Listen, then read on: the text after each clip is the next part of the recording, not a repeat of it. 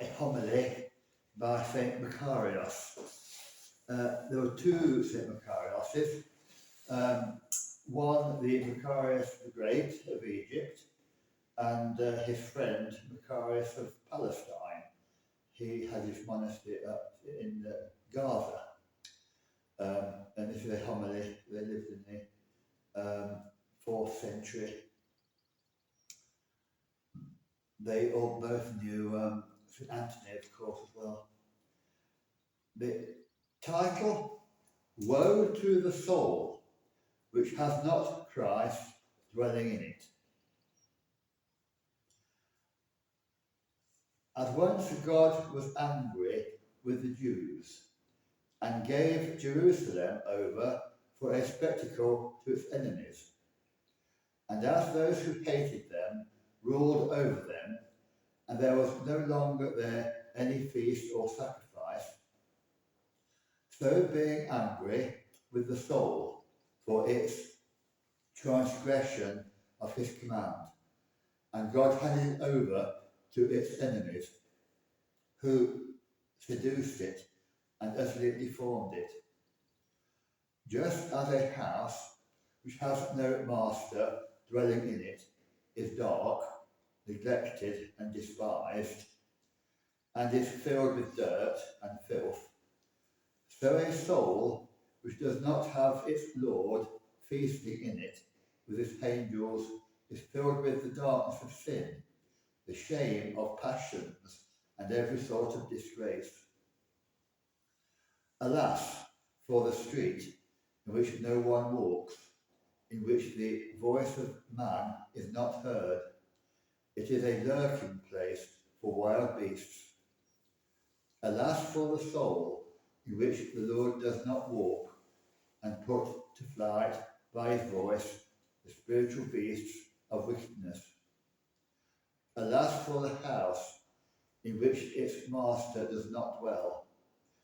Alas, for the land which has no farmer to till it. Alas, for the ship which has been abandoned by its steersman. It is tossed about by the winds and the waves of the ocean, and perishes. Alas, for the soul which does not have its true steersman, Christ, in it.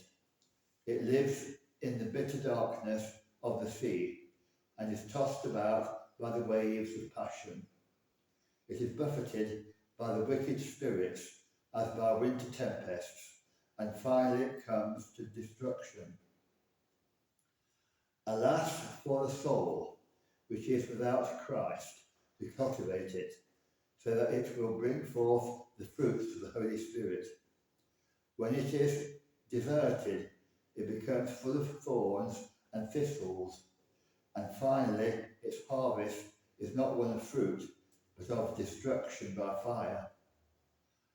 Alas, for the soul which has not Christ for its Lord dwelling in it, for when it is deserted and filled with the stench of passions, it becomes a den of vice.